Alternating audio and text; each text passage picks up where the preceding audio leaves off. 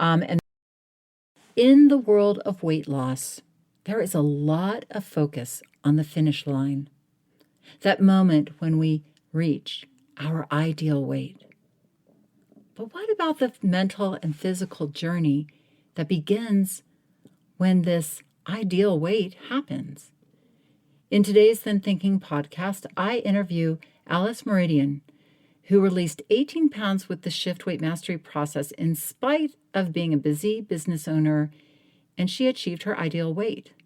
But we talk about the thrill of that, but also the fears and the mental and physical journey she is now embarking upon to find a new life at her ideal weight, what we call maintenance, to feel confident there. Because this is something that a lot of people have struggled with, is feeling confident maintaining their ideal weight.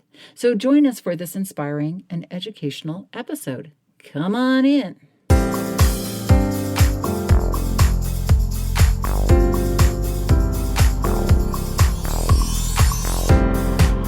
Did you know that our struggle with weight doesn't start with the food on your plate or get fixed in the gym? 80% of our weight struggle is mental. That's right. The key to unlocking long-term weight release and management begins in your mind. Hi there, I'm Rita Black. I'm a clinical hypnotherapist, weight loss expert, best-selling author, and the creator of the Shift Weight Mastery process. And not only have I helped thousands of people over the past 20 years achieve long-term weight mastery, I am also a former weight struggler, carb addict, and binge eater. And after 2 decades of failed diets and fad weight loss programs, I lost 40 pounds with the help of hypnosis. Not only did I release all that weight, I have kept it off for 25 years. Enter the Thin Thinking podcast, where you too will learn how to remove the mental roadblocks that keep you struggling. I'll give you the thin thinking tools, skills, and insights to help you develop the mindset you need, not only to achieve your ideal weight, but to stay there long term and live your best life. Sound good? Let's get started. Well, hello, come on in, and I hope that all of our friends in colder climates are staying warm. This is the dark, cold hibernation time. I am watching this wonderful nature episode on bears. The copy for it is not the best. It's kind of simplistic, but oh my gosh, it is so fascinating. So I think about it because I think about weight mastery a little bit. So they followed this young female bear. She's newly pregnant, and she's trying to, I don't think she knows she's pregnant. I mean, I don't know how you know if you're a bear, if you're pregnant. But anyway, that shows her she's kind of skinny at the beginning of the salmon season, the autumn, like before the bears hibernate, right? And they're like, she's got to find, and she's got to figure out how to catch the salmon in order to fatten up for the winter. Otherwise, these 2 eggs that are fertilized in her don't get implanted. Isn't that amazing? So the body of the bear is so in tune. If she doesn't get enough weight, if she doesn't have enough body fat on her, those 2 bear, babies will not implant and therefore not grow. So anyway, they cut to her. She finally figures out how to catch the salmon as they would in the documentary nature style. And then they cut to her like so much heavier. I was like, what happened? And then the guy says, oh, those salmon that she's eating are 5,000 calories each. I laughed so hard because I was like, yeah, everybody's eating salmon and thinking, okay, well, this is healthy and this is light. But the salmon, I love salmon, but I was just like, wow, 5,000 calories, that's a lot. So anyway, she fattened up on that salmon, and then they showed her hibernating in her cave. So they must have had some little camera because she was deep asleep. And this was a grizzly bear, you guys. I am so afraid of bears. So I was like, how did you get that close to a bear? Anyway, what blew my mind, having given birth to two children myself, was that these babies grew inside of her, and they actually showed the cubs inside of her, like growing. I don't know how they did this, I'm like, again, awed. Uh, but anyway, they cut to these baby bears being born. They don't show the actual birth, but I was like, what happened? This mother bear is still fast asleep in deep hibernation, and these babies were born. So could you imagine giving birth to a child, like, those of you who have done that out there listening to this, and just waking up and going, oh, the baby's born and it's sucking on my breast. What? So this bear wakes up 2 months later, and her little teeny tiny cubs are now like kind of cub sized. And she's like, wow, look at that. I have two baby cubs. That's pretty mind blowing. It was just, I was like, is this for real? I couldn't believe it. Anyway, I hope you're chuckling along with me, because that was pretty mind blowing. Anyway, so that reminded me of the hibernation, and we all go into hibernation mode in January and February, but not like that, man. I don't sleep very well, so God, I wish I could sleep like that. Oh, there's my two children. They were just born, and they're now 5 years old and ready to go to kindergarten. Awesome. I miss all of their bratty, terrible twos. How fantastic is that? No, anyway, just kidding. I loved my children's younger years, but it was hard work. Anyway, there are only a few days left to enroll in the Shift Weight Mastery self-study process. Yes, I am offering a self-study process right now. You can enroll and do the 30-day process, but you can do it in your own time frame. There's a preparation part to the process that you can take a month to do. You can not do it right now, but do it later. And then a 30-day process that has hypnosis and coaching and meditation. And it's really designed to give you a deep mind shift, melt the mental barriers that get in the way of your being successful on the weight loss journey, or what we call weight release journey, and really learn how to love yourself down the scale. So check it out. The links are in, and you can save $100. And there are some super cool bonuses thrown in there as well. All right. So now I want to introduce my guest, Alice Murydian, who is a professional stylist here in LA.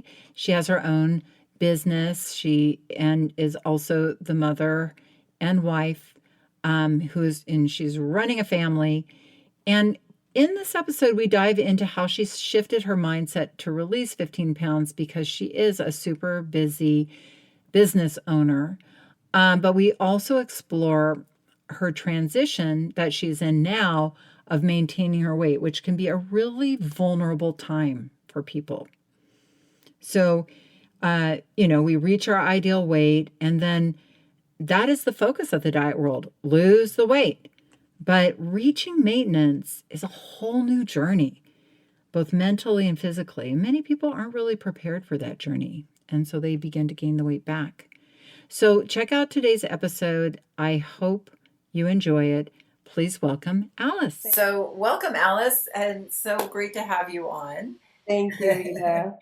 And Happy New Year. Happy New Year. It's 2022. Are you looking forward to an exciting new year? I am. It's my special number, 22. How is that your special number? Well, I was born on the 22nd, and it's just come up a lot over the years. I see it often. It's like, it's just like my special sync number. I love it.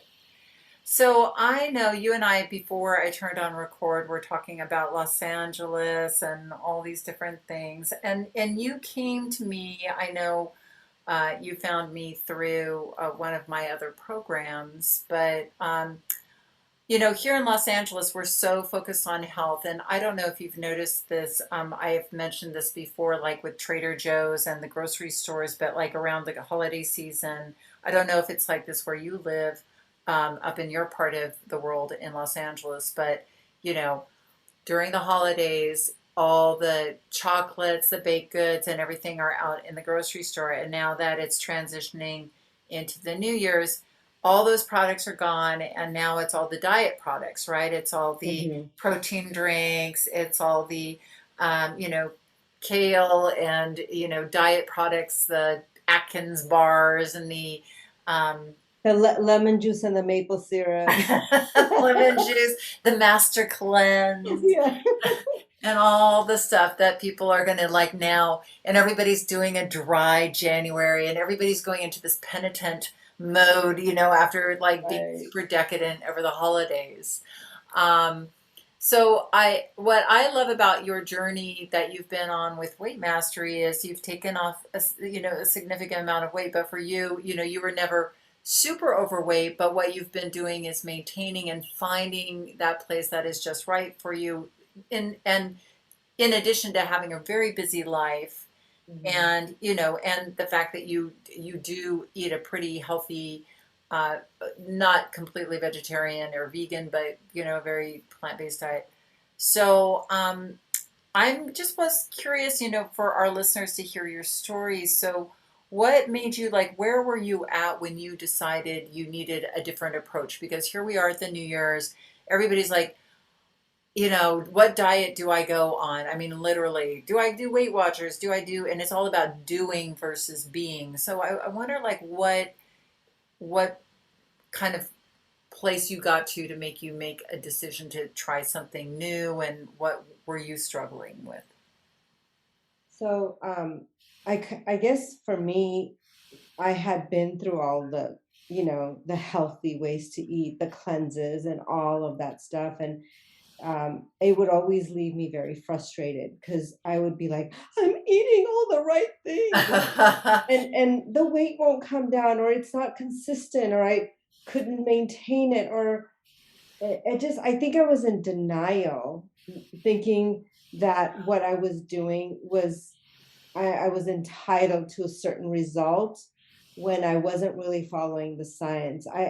I just basically knew what was right and wrong, good and bad, and I was Right, trying to be the good, right. right? But it wasn't producing the results, so I was in a very frustrated place. Can I just interrupt you and Yeah. say for our audience to be clear, because Alice is lovely and she, you know, when she says she was frustrated, you know, this woman has you were, like you said, you had been on a vegan, you had done raw, you had done a lot of what I see a lot of clients doing, which are like very healthy regimes, like eating Hmm. way more purely than I have, you know, and I remember being I did I think I was the only person I ever knew that gained weight on a macrobiotic diet, but I managed to do that. You know, like I would go on these super healthy regimes, but at the end of the day, I would gain weight or not lose weight and like yourself be frustrated.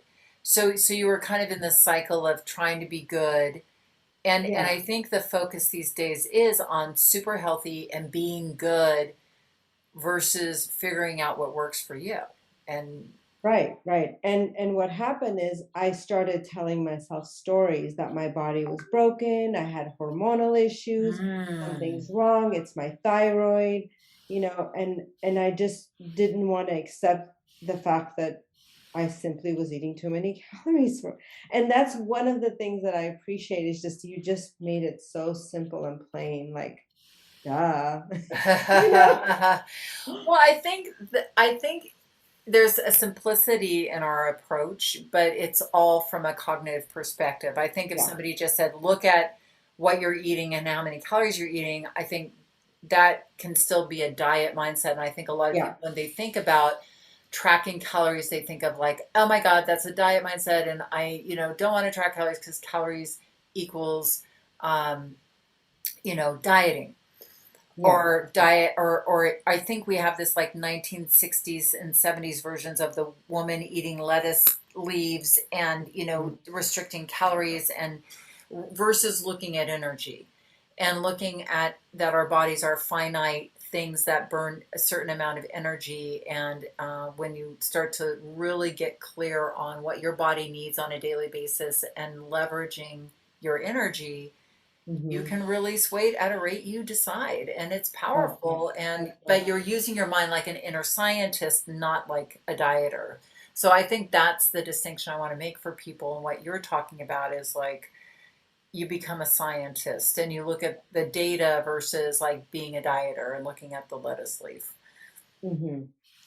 Yeah, that shift is really important, and it made a big difference for me because when I was reading your book and I read the whole part about the calorie counting, you should have seen how my eyes rolled. I was Oh, like, "Oh no!" I was ready to throw your book across the oh, well, room. my book has been thrown across the wall, but I know, and it's very hard. I cannot tell you how, that's the biggest hump people get over, and yet when they get to the other side of it and they actually start applying it from a cognitive perspective, what do you get? I mean, you got some clarity, right? Yes, absolutely. It's like what you really want is what you're resisting. So just, you know, figure it Yeah. out. Well, so you you started with my book. Is that what happened? Yeah, I don't know if I actually completed it, but I got through a lot of it. And then Mhm. I found out that you were introducing the shift. So I was like, I think I'm gonna need some guidance and help because I just didn't have it's like I wanted to do it right. I was Mhm. still in that right wrong mentality. Yeah. And I thought, okay, if I do it with people and she guides me, then I'll make sure I'll do it right. Right. Yeah, I mean, and sometimes I think our, I mean, I know you work really hard during the day, you've got a family, sitting down and reading a book sometimes is the last thing that you want to do. I don't think I've read any fiction since I've given birth to my children, and that was, my son is 16, so that's a long Yeah, time. I can relate. I listen to audibles, I can do that, but Same, same. but I fall asleep, like I'll start reading something, I'll be like, so. Um, well, cool. So you kind of you started to feel like you were in this a frustrating place. And what did you think about the hypnosis? Like, what attracted you to like making a shift in your thinking? Not not just calories, but just like what about your mindset and how we get into this idea of like the inner coach and being an apprentice. Like, what for you resonated with that? Well, prior to the hypnosis, I understood that the weight was a subconscious programming, and Hmm. I needed to find a way to get through the back door to change some beliefs around food. Hmm. So that's why I I was attracted to the system that you created because it covered not just the food aspect of it, which is so little compared to the cognitive part of it. Right. So yes, I was very excited and I was very consistent with the hypnosis and the morning meditation um, during the first 30 days for sure. Awesome. Yeah, and I think that the reasoning behind any sort of like morning meditation, irregardless of my program, is our mind is the freshest in the morning, and that's the best Hmm. time to really think things through and use your mind effectively. And I think that's why we designed it like that. But for anybody just listening to this, I think you can focus your mind in the morning. The morning is the most important time.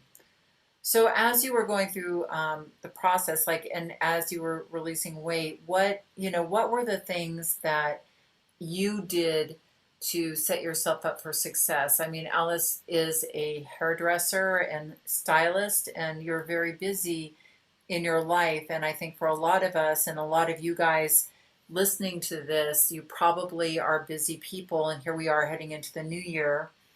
And I know a lot of people plan to do good on a diet, but Hmm. guess what gets in the way? Life gets in the way. Your jobs are busy. Your kids need stuff, and those things get thrown to the side. So, Alice, what for you? Like what kind of actions did you take? How did you set yourself up? Because I think I have a lot of. I think I mentioned to you earlier, people who are in the service industry like yourself who are busy on their feet, have clients booked back to back. How do you fit in self care in your day and make it work for Well, you? I'll tell you, when you taught about showing up for yourself and being there, being your coach, that really hit home for me, Rita. It's I really understood it on a deeper level, and I decided, I have to first love and care for me before I can love and care for other people. Mm, So that really clicked, and I was able to go, okay, how can I show up for myself? How can I be there? What is it going to look like for me? mhm. And planning ahead, like I learned, thinking ahead, taking the time to plan, um, really made a difference. I would, on my days off, I would soak my beans. I would pre cook stuff in my pressure cooker. I would pre-measure, put in the freezer. I would have things that would be easy for me to throw a meal together, Right. That's you smart. know? So, and it put the control in my hands because I didn't have to be at the mercy of whatever was available or ordering out because I don't know how much oil they put in the food. Mm. I realized that oil was 120 calories per tablespoon. I'm like, I can eat a whole potato for those calories. Right, right. Did So, your people around you support you as well in your the changes you were making? well, interestingly enough, I hadn't said anything to my family, but my daughter all of a sudden started catching on and she started tracking and Oh, she started losing weight with me. oh, how cool is that? Yeah, so and she's maintaining the same way I am. That is so Yeah. awesome. How long have you been maintaining now for? I reached my goal sort of mid-September. Mm-hmm. So I guess a Wow. couple of months, right? Yeah. Oh So did no, your we're in January now, so it's yeah, it's longer. been like January, February, March. Wait, no, sorry, September, October, November, December. Yeah, a few like almost a third of a year. Um, and your daughter was in on board with you. That's lovely that you were kind of getting healthy together. So Yeah. she was happy to eat what you were Oh, she serving, loves it. She loves and whatever I make. She loves it. you didn't really change like a lot of. Did you change a lot of the content of what you were? Yeah, who's in your household right now? Like who were you making meals for? My husband and my daughter. Hmm. So the content hasn't changed a whole lot. Slightly, the structure has changed because now I understand to maximize my calories. Before I would be like, oh, this goes with this and this goes with this. I can add a little bit of that. And now I'm like stingy with my calories. I'm like, no, I don't really need that. It's not going to add that much. You know what I mean? Hmm. Yeah, I mean, well, So, I think when you start looking at food from, and correct me if I'm wrong, that you're what you're talking about, it's not really stinginess, but it's kind of frugal. like energy is like a money, and Yeah, you yeah, want yeah. to make a good purchase, and that a little goes a long way a lot of times with our pleasure. Hmm. I think there's something in the shift we talk about the 3 bite rule, like you don't need a lot in order to get optimal pleasure from something. Right. Ultimately, in our culture, where we think, oh, I have to eat this big serving in order to get the maximum value, which isn't true. So I think what you're talking about is stinginess, is just really being mindful and Yes. really asking yourself, well, like, how much pleasure is that going to give me? And there's, I think, different values. I mean, have you learned, like, have you noticed how when you start to get really mindful about food, that your idea of pleasure with food changes? Yeah, it's true. It's true. I have learned to receive pleasure from actually more nourishing foods versus something that's sugary and fried or you know what I mean? Yeah, I do.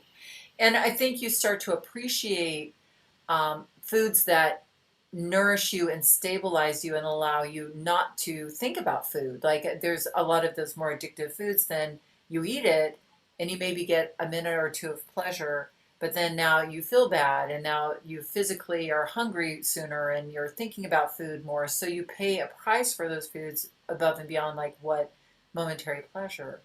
So Yeah, you it's could, so true. yeah. So I like that how you kind of revalued the food in your life and how you, uh, put different pleasures on different levels and are making that work for you. How about the holidays? Like, um, as like the Thanksgiving holiday, what, like, did you notice a difference in that from the prior year? Yeah, I think so. I definitely more mindful, more aware. Um, I've never been a huge like gorger during Thanksgiving or Mhm. holidays, so it wasn't a huge issue. And this year we got invited to my nephew's, and he didn't do traditional at all. He ordered out from a Middle Eastern restaurant. Oh, wow. But it was easy in the sense that there was things that I kind of knew at an idea, like grape leaves, and it wasn't super difficult to manage. Right. Oh, well, good.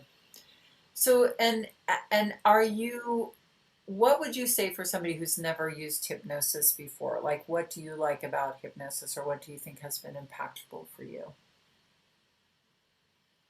Um, the visualization, I would say, has been huge. Mm-hmm. Um, Having that guide to kind of take me there Mm-hmm. into deep relaxation and then into my happy place. I Uh-huh. call it the subconscious mind. Uh-huh.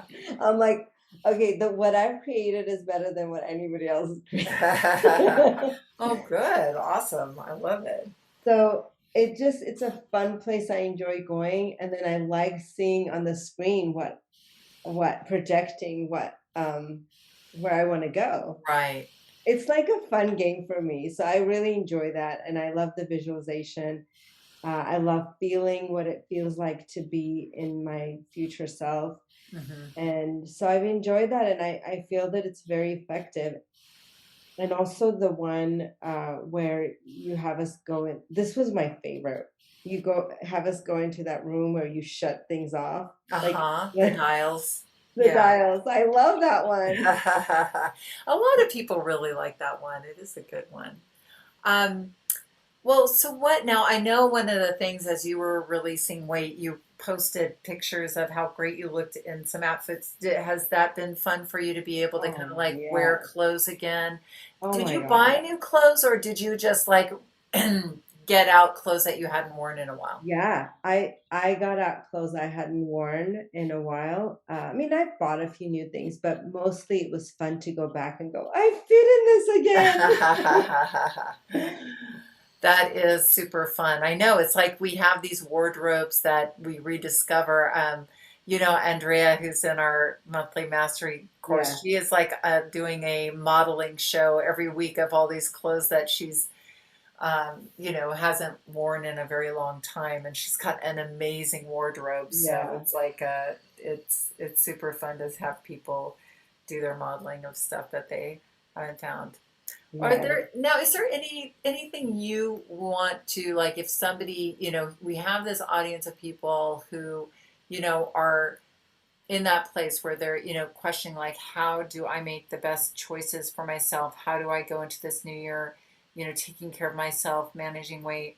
Like is any advice you might give somebody who um, might be thinking about making a change?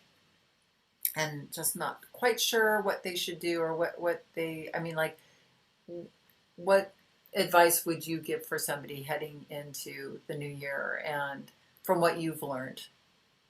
I would say approaching weight loss from the place of self-care and love is really, really important. It was for me. And approaching it from you know being there for yourself, loving yourself enough to care for your body, and not overfeeding it is a loving act, instead of punishing yourself because you're not where you want to be. Oh, you blew it Mm, again. That mindset shift for me was a huge difference maker. mm, So showing up for yourself, making the time for yourself, making the time to work out, and take care of your body, feed your body good stuff, and then your body will serve you when you need it, you yeah, know? that's for sure. Speaking of exercise, so how did you manage to fit in exercise into your busy schedule? Like, how did you make that shift for yourself? I had to do it first thing in the morning because I knew that if I get busy and I've got stuff to do, it's just not going to happen. I had to be real with myself and go, look, if you don't get it out of the way first thing in the morning, Mm, chances are, yeah, you might squeeze in an extra little walk in the evening, but at least you know you've done most of it in the morning. right. So are So, you, so how, what were you doing in the morning? I enjoy doing YouTube videos because I Mm. can get out of bed, do it in my pajamas, shower, and be done. You know what I I mean? love that. So you just pick a YouTube, something from YouTube, like a hit class or a, or, Yeah. So now in my maintenance mode, I have a schedule where uh-huh. I do upper weight training. So I do upper body, lower body, and in between I do cardio. Oh, cool. Yeah. And that's working fine until it doesn't. Then I create something else that's Yeah. working. So I love that. So you do upper body, lower body on the same day, or do you do it on no, different days? Oh, you have your yeah. schedule. So upper Hmm. body one day, and Yeah, then, twice a week is upper body on different days, and then twice a week lower body, and then in between is cardio. okay, I love it. That is great. And I'm sure during COVID that was easy to follow through too. The Yeah, just yeah, having yeah, the YouTube. I think a lot of people yeah. found working out with YouTube like the new, like, oh my gosh, this is so great. And Uh, I live on a mountain, like mm. so. There's a lot of good hiking up here. Oh, So fantastic. yeah, Yeah, it's that's in the so mountain. beautiful where you are. Alice lives out in the, like, near the where you live is sort of near the wilderness, or what I would say the wilderness of Los Angeles. Yeah, If you can, it is kind of the. I mean, that's the crazy thing about LA is you are on the verge, on the edge of real wilderness where hmm deer and bears and all of we that. have them all. Yeah, I know. That's it is. It's crazy to me. I mean, we live down in the flats, and there's a family of coyotes now who have inhabited our street. I mean, we are in like as middle of LA as you can be. It's like the coyotes are coming down from the mountains. Wow. I know. Well, this has been really great. What has maintenance been? Talk to me a little bit about maintenance. Like, has that been difficult or easier than weight release mode? Has it been hard to find that right balance for yourself? Are you still, because I know you've been doing it for a few months. Like, what would you tell people about maintenance? Um, it's a little tricky for me because my mind sometimes plays with me and says, you need to go back to the lower calories because that was working. When you go up, you might gain. So I'm Mhm. still working through that and Mhm. trying to find my happy place with the calories. Yeah. Um, I find that if I stick to the lower range of my allowed, I think it works better. Mhm. Unless I've done a really heavy workout or something, then, it gives me a little extra wiggle room. Um, Do you feel deprived? and not really. No, you're enjoying what you're eating and you're Yeah, I enjoying. do. I make it a point. The times that I feel deprived is when I go out and I don't have control of how it's made and what it's made, so I wind up eating a lot less than I would want to eat, Hmm. just to compensate for all the extra oils or whatever that might be in the food. Right. Yeah.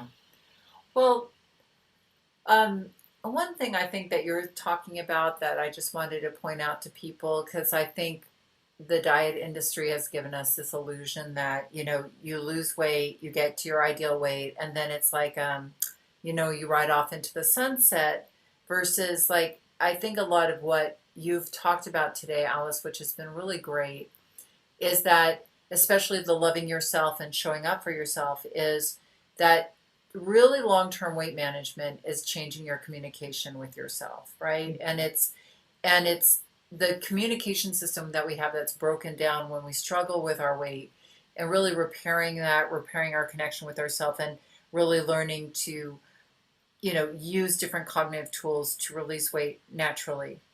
Where you are right now, it's an interesting place. And a lot of people will say, exactly what you're saying. It's like you're playing around with stuff, and you're trying to figure it out. And there's a tentativeness in it because we don't fully trust ourselves and we don't fully trust the science yet. We're just still needing to find that right balance. And I think that the problem comes not from what's going on for you, but that people think it should be different. Like that it should be different. Like I remember when I was a new mother and I was always second guessing myself, like, is this right? Is this wrong? Is this like, am I feeding from the right breast or the left breast today? Like it was like, I was like literally, So been there. it's, yeah, like tied up in knots. My stomach was like, I'm ruining my child's future. She'll never be like all these things, right? My second child, I was like, he was falling on his head. I was like, yeah, he's fine. Like, so I think the longer you are in maintenance mode, the more confident you become. You can go out to dinner and eat the stuff with the oil in it, be like, I'm fine. It will all even out in the end. And, Right. yeah, and that you can pull yourself back from, going out and indulging one night and knowing that, okay, I know I can get myself back Right. within a couple of days. The more and more you do that, the more confident you will become and the more easy maintenance is. But yeah, I think that there's many phases to weight management. And this is going to be my theme in 2022 is to really start to look at the different phases. And you're at a really interesting part of the phase because it is, you've done all the work that has gotten you to, your ideal weight, you're wearing the clothes, but now it's the inner work of like the long term settling in, and you don't get that like, oh, I'm down another pound today. You don't get that glamorous weight release, right? Damn it. But instead, it's like you're digging deeper for reinforcing that powerful relationship with yourself and really finding like what that place is. And I think it's, okay to talk about it. And it's okay to say, yeah, I'm not quite clear and not quite 100% there yet, but it's an exciting place to be. But you'll get there, and but it is an interesting. So listeners can hear like this is an interesting phase. All the phases of weight mastery are interesting when you start to look at it in relationship with your relationship with yourself. I said relationship twice. In reflection of your relationship with yourself. Yeah. So anyway, I really appreciate the time you took today. I hope you have an amazing 2022. How can you not? This is your lucky number. And I hope that you you enjoy. And I mean, that's the great thing about Southern California in January. It's a great time to get out and be active and everything. So I hope you have a wonderful time. But thank you for your time, Alice. I really, really appreciate it. And like I said, Happy New Year. Happy New Year. Appreciate you. Thank you, Alice. That was amazing. And just a last reminder, here we are in the mid-January of 2022, hibernation season, and there are just a few days left to enroll in the Shift Weight Mastery Process self-study process. So you can enroll. There's a link below, and it will explain what is in the process, all the bonuses, and the big discount you get. So just go click on the link and learn more. See if that's something you're up to right now. It's not that all or nothing crazy diet thing. It's really about releasing weight powerfully and for the last time so that you can reach your ideal weight, maintain that weight, and have long-term permanent weight mastery. So have an amazing week. And remember that the key, and probably the only key to unlocking the door of the weight struggle, is inside you. So keep listening and find it.